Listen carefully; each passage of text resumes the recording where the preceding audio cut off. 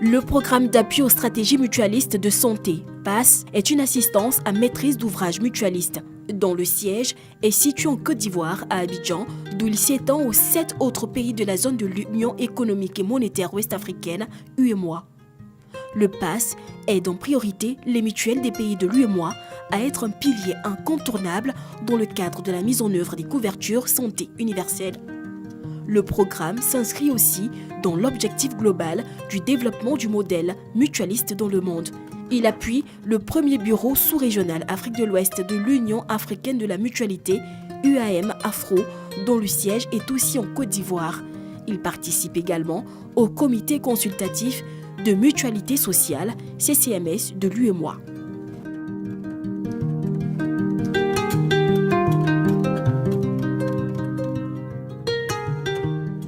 Nous avons démarré notre activité en 2015 autour de 4 axes de travail. Le premier, c'est l'appui à la création et au développement de mutuelles dans notre zone d'intervention. Au-delà de la création et du développement, nous avons mis un accent particulier sur l'adaptation des mutuelles à la mise en place des couvertures maladie universelles, dans la mesure où 5 des 8 pays de l'UEMOA sont actuellement engagés dans diverses politiques de couverture santé universelle. Mais nous avons, dans ce premier axe, choisi de développer la formation des dirigeants, élus et salariés des mutuelles à leur demande, car ils avaient noté qu'il y avait un réel besoin de transfert de compétences, notamment dans toutes les questions de gouvernance mutualiste. Et je dirais, pour terminer dans ce premier axe, que nous avons aussi choisi de mettre un accent particulier dans le secteur informel. A priori, bien sûr, nos interventions se situent plutôt dans le secteur formel, avec les mutuelles de fonctionnaires notamment, qui rendent un peu plus facile la perception des cotisations, mais nous avons quand même choisi de nous intéresser au secteur de l'agriculture ou de l'artisanat pour essayer de développer un certain nombre de techniques un peu innovantes, notamment au niveau de la perception des cotisations ou de la gestion des prestations. J'ai été malade et grâce à la carte, je suis allée dans un hôpital. J'avais un peu peur. Est-ce que l'hôpital, la clinique, là, allait accepter ma carte? Mais ils m'ont dit, oui, il n'y a pas de problème, nous acceptons cette carte. On m'a traité, la consultation, je n'ai payé que 2 000 francs. Et le médecin m'a reçu, il a prescrit une ordonnance, je suis partie acheter les médicaments. J'ai acheté les médicaments qui coûtaient plus de 20 000 francs, j'ai acheté pratiquement à 3 000 et quelques. Franchement, je dis merci à AFSI PASS, parce que vous nous sauvez, nous les esthéticiens et coiffeurs.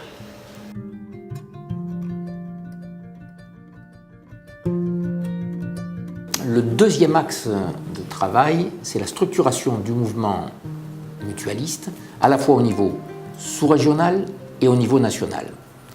Nous avons eu l'honneur notamment d'être associés à la création et au fonctionnement du premier bureau sous-régional, celui de l'Afrique de l'Ouest, de l'Union africaine de la mutualité, dénommé UAM-Afro.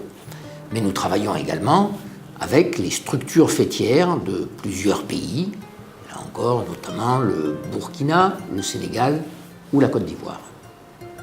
L'Union africaine de la mutualité Afrique de l'Ouest a été mise en place par les instances décisionnelles de l'Union africaine qui réside donc à Rabat au Maroc en décembre 2014. En fait, par cette création, il s'agit de rapprocher l'organisation continentale des 5 principales zones, à savoir l'Afrique de l'Ouest, l'Afrique australe, l'Afrique du Nord et l'Afrique centrale. L'objectif de l'Union africaine, notamment pour la région de l'Ouest, c'est de contribuer à la restructuration du mouvement mutualiste dans la zone. Nous savons que depuis quelques années, les mouvements mutualistes connaissent une émergence. Et le rôle justement de ces organisations, c'est d'aider à l'harmonisation de cette émergence de manière à avoir des structures assez fortes. C'est l'objectif auquel l'UAM-Afro s'est assigné. Et depuis décembre 1914, nous procédons donc dans les 8 pays membres de l'UEMOA à la dynamisation du mouvement mutualiste. le PASS nous a gratifié de son expertise, de son leadership pour la mise en place de l'UEMAFO. Et je dois dire même que c'est grâce au PASS que cette organisation a pu voir le jour, parce que les acteurs africains ont pris confiance dans le mouvement qu'incarnait le PASS, notamment par le leadership de son directeur général et par l'expertise qu'il a pu apporter.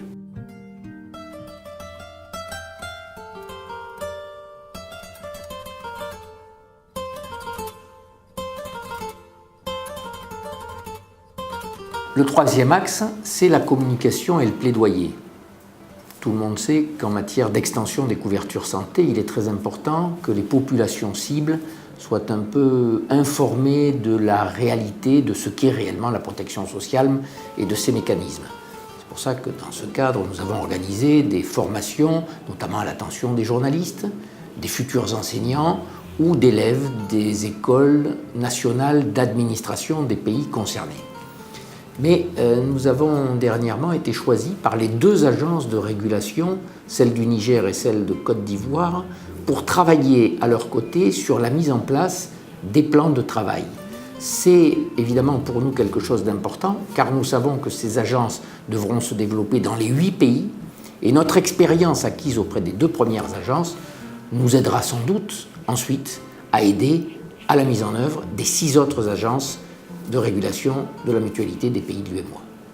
Au titre donc de nos partenaires, nous avons le PASS, qui est le programme d'appui aux stratégies mutualistes, qui nous accompagne sur certains points.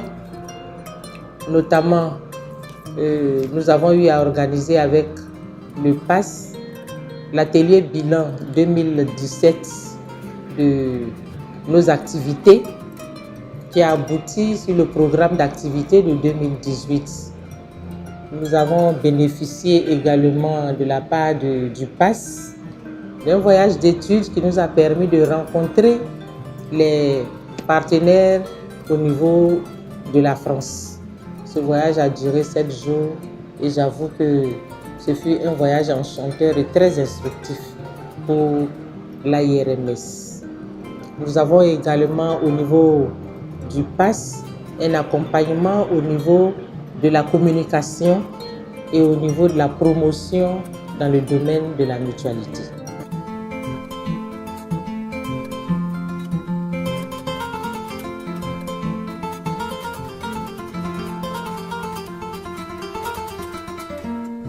Le 4e axe est celui des investissements.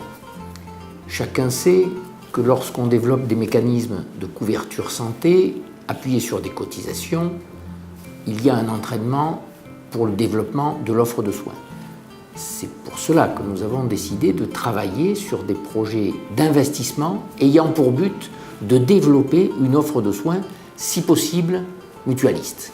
Alors dans ce cadre, les projets sont plus longs à mettre en œuvre, ils nécessitent des tours de table significatifs au niveau d'investisseurs, mais nous avons bon espoir de mettre en œuvre dans les années qui viennent, appuyés par le programme, quelques projets, 2 ou 3 projets significatifs dans l'objectif d'améliorer l'offre de soins qui sera proposée d'abord aux personnes qui seront couvertes par les politiques de couverture santé universelle, mais bien évidemment aussi pour les mutualistes.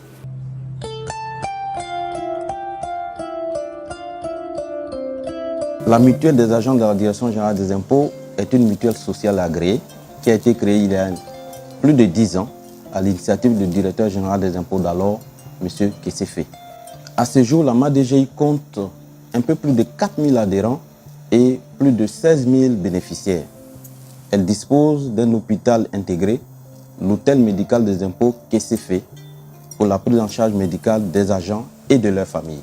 Dans le souci d'amélioration continue de nos prestations au niveau de l'hôtel médical des impôts Kesséfé, nous avons réalisé beaucoup d'investissements, notamment en hémodialyse, en cardiologie, en ophtalmologie, en radiologie et dans le laboratoire.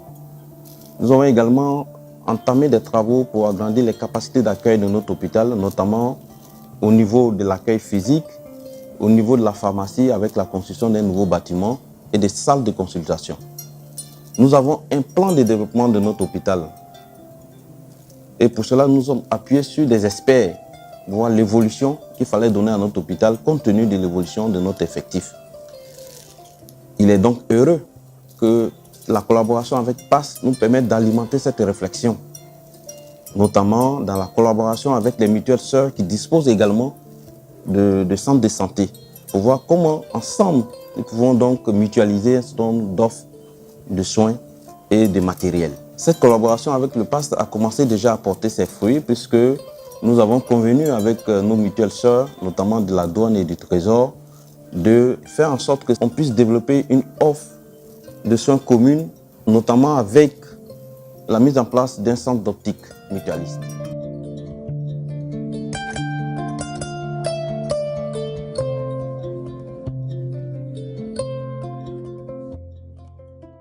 Le PASS est donc une assistance à maîtrise d'ouvrage. Notre équipe est composée de 5 personnes et nous apportons notre expertise à la fois aux dirigeants mutualistes, élus ou salariés, mais aussi aux acteurs institutionnels. Nous ne nous substituons jamais aux décideurs. Nous pouvons travailler à la définition des objectifs, à la définition des stratégies, au choix des stratégies, mais c'est ensuite aux décideurs, mutualistes ou des pouvoirs publics, de prendre leurs décisions à charge pour le programme lorsqu'il en est capable d'appuyer la mise en œuvre des décisions prises.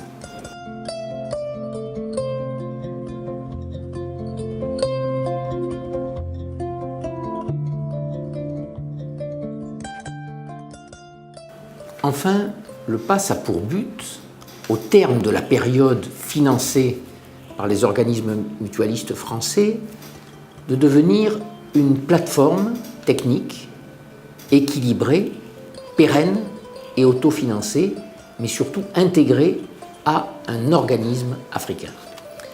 Notre ancrage dans le milieu mutualiste africain, pendant une période qui aura duré 6 ans, est un atout considérable quant à l'atteinte de ce dernier objectif.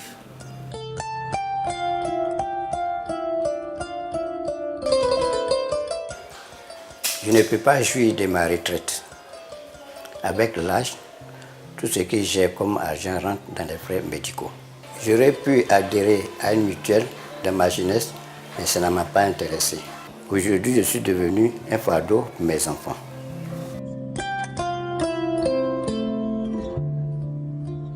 Moi, à la fin de mes études, j'espère avoir un bon métier. J'espère aussi avoir une bonne mutuelle qui pourra me prendre en charge chaque fois que j'aurai des problèmes de santé.